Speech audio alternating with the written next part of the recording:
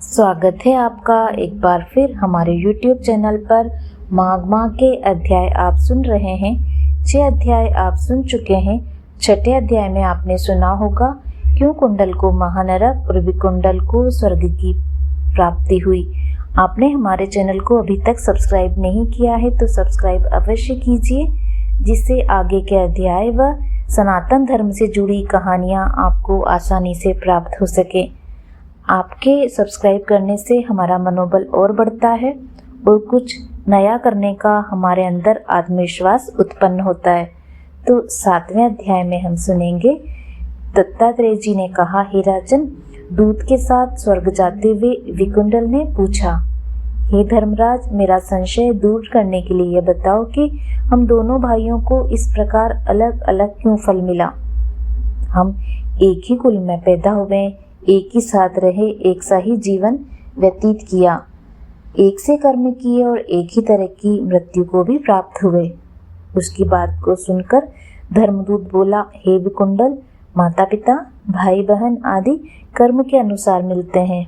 जिस प्रकार एक ही वृक्ष पर भांति भांति के पक्षियों का समूह निवास करता है, उसी प्रकार एक ही परिवार में सभी तरह के लोग एकत्रित हो सकते हैं, परंतु प्रत्येक प्राणी को अपने कर्म का फल तो स्वयं ही भोगना पड़ता है। अच्छे कर्म से प्राणी को स्वर्ग और बुरे कर्मों से नरक की प्राप्ति होती है। उसी प्रकार अपने कर्मों से नरक भोगने वाला तुम्हारा भाई गया है और तुम अपने पुण्य कर्मों के कारण स्वर्ग को जा रहे हो। तब विकुंडल बोला, हम दोनों भाई सदैव साथ साथ रहते थे, दोनों ही एक समान पाप कर्म करते थे, भोग विलास में रत रहते थे। तब ऐसा कौन सा कर्म है जो मुझे स्वर्ग मिला। यह बात सुनकर उस देवदूत ने कहा कि तुमने जो पुण्य किया उसे मुझसे सुनो। हर मित्र का पुत्र सुमित्र, जो तुम्हारा साथी था, यमुना के तट पर आश्रम बनाकर रहता था और वेद पाठ करता था, हरि चरणों की आराधना करता रहता था। उसके कहने पर तुमने 2 बार माघ का स्नान किया था। समस्त पापों को नष्ट करने वाली यमुना के जल में माघ स्नान करने के कारण तेरे समस्त पाप नष्ट हो गए और तुझे दिव्य सुखों वाला स्वर्ग प्राप्त हुआ। तेरा भाई पापाचार में रहने के कारण नरक की यातनाओं को सहन करता रहेगा। दत्तात्रेय जी बोले, हे राजन, देवदूत के इन वचनों को सुनकर उस वेश्यपुत्र ने दुखी होकर उससे कहा, हे साधु, सत्पुरुष सदैव उपकार करते हैं।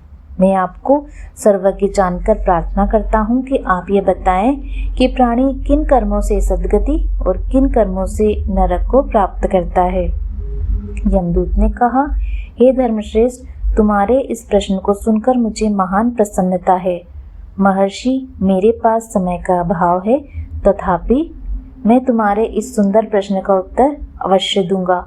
जो मन, वचन, कर्म द्वारा किसी प्राणी को कष्ट नहीं पहुंचाते, वे निश्चय ही स्वर्ग को जाते हैं। हिंसा करने वाला वेद पाठ, दान, तप, यज्ञ किसी भी कर्म से सद्गति प्राप्त नहीं करता। अहिंसा समस्त धर्मों का मूल है। धर्मात्मजन छोटे छोटे जीवों की भी रक्षा करते हैं, उनको नरक नहीं देखना पड़ता। जो मांसाहारी हैं, जीवों की हत्या करते हैं, उनको नरक में रक्त स्नान करना पड़ता है। जो मांस खाते हैं, कीड़े उनको कष्ट पहुंचाते हैं।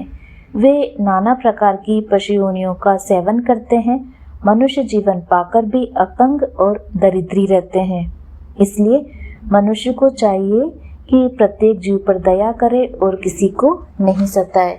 उम्मीद करती हूँ आपको यह अध्याय भी पसंद आया होगा।